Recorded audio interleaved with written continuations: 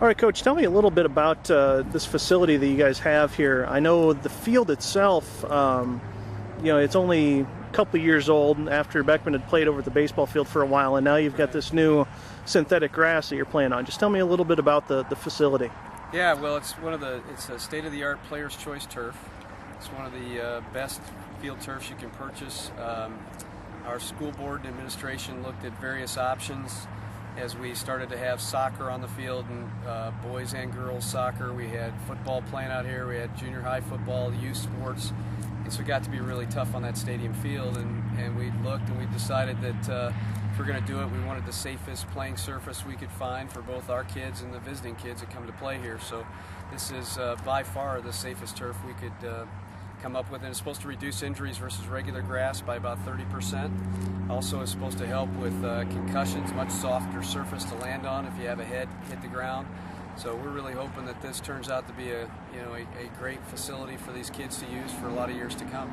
Now, I know a lot of other field turf type facilities, it's old chewed up tires. Is that what this is as well? Yeah, they actually cryogenically, this kind of rubber that we have in here is a cryogenically frozen, and then they explode the tire, so it gets in real small little pellets. It also, because of the way they freeze it, then the black rubber residue does not come off on the uniforms. Okay. So it actually helps from that standpoint as well. Do the guys still get the little pellets in their shoes quite a bit, though? Oh man, all the time.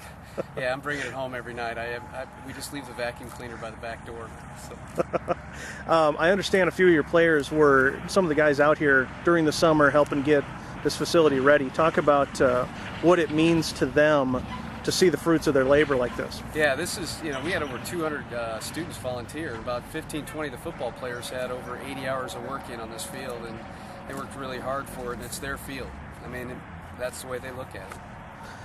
What other kind of events are you going to be having out here? I know you mentioned soccer and some of the youth sports, but just talk about the multi-purpose aspect of what this facility is going to be. Yeah, PE classes are out here every day. The marching band's out here every day working and practicing. We're going to have band events out here on weekends. We've already had a couple. We'll have a lot more as time goes on. So yeah, this field's getting used 8-10 hours a day now, which is great. We're getting the kind of use out of it we wanted to have. What was the cost? Well, to put this field in, if you were doing it the way most people would do it, it'd be about $1.6 million. We were actually able, by going direct and doing some of the work ourselves, to be able to get the field down to a little over $350,000. Okay. At a private school, you don't have as much, if any, tax dollars to use on something like that. What's the impact, per student, per family? Yeah, actually, we didn't tap into the general funds at all for this. A lot of people that I knew and folks that have stepped up in the community that hadn't given before actually thought this was such a great thing for the community. They wanted to contribute. So we had actually, of the $350,000, we had over $200,000 raised outside of the area. So it was people that had never even been part of Dyersville Beckman or never even seen the area that heard about this, got excited about that, and wanted to contribute to it. Okay. What kind of feedback have you been hearing from the players as they've been out practicing, not playing yet, but practicing on it so far? Well, we actually had a freshman game on here last week, and great feedback from both the visiting team and the home team. So people really like it. It's the footing's terrific. The nice thing is because of the way the field's built, it'll actually allow that foot to give. So a lot of times when guys end up with that foot stuck, we can have knee problems. And it was great to see the kids play on this field that first time. And we've had a tremendous amount of scrimmages out here already where you see those feet get locked down and they come right out of there when they get hit. So it's been great. Okay.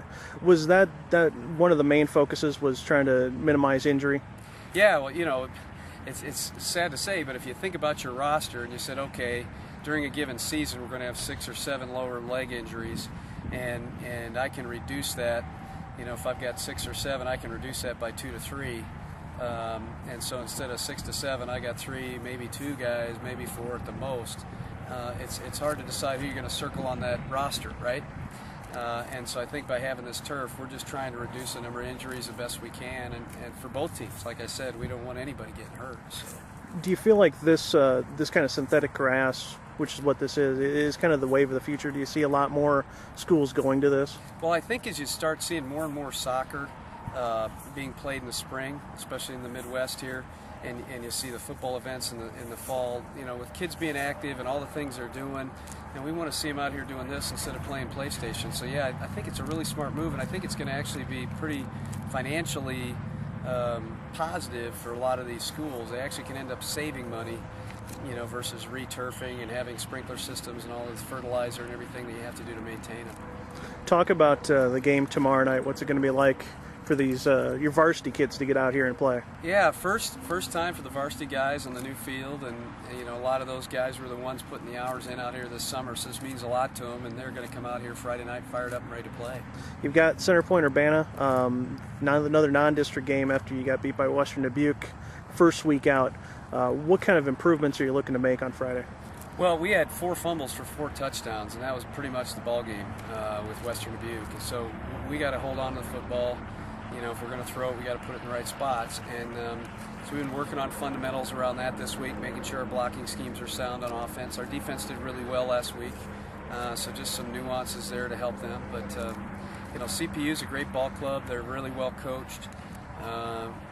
I've heard all kinds of positive things about those guys. We haven't really seen anything on them on film, but we've heard some great things about them.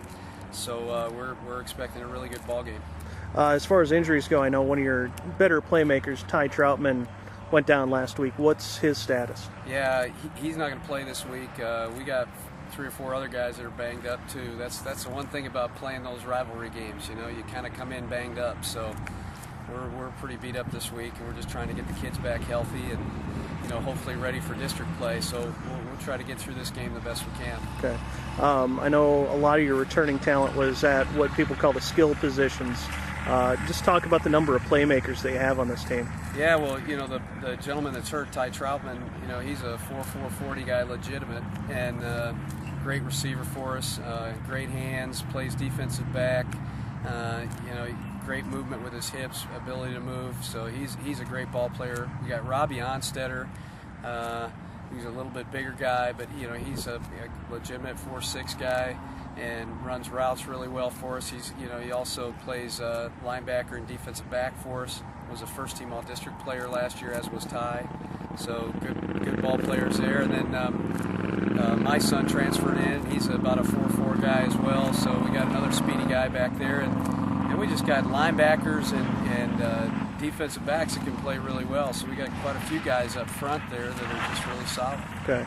Obviously, the flip side of having a lot of guys back in the skill positions is your lines maybe aren't as experienced as they could be. How are those groups progressing along? Yeah, I think our offensive line this first week had a few issues with blocking schemes and things, but the guys are smart. They've got it together this week, and I think they're going to do a lot better job. Tyler Dunkel's our center up front. He's got to call all those front sets, and he's done an excellent job for us, did a really good job for us in that first game. Okay. I know you mentioned your son. Talk about what it's like being able to coach him this year. Well, it's a lot of fun. It's fun and it's frustrating at the same time. And I'm sure anybody that's ever coached their kids goes through that, right? It's fun to be out here with them, and at the same time, you're probably a little harder on your kid than you are everybody else's, right? Okay.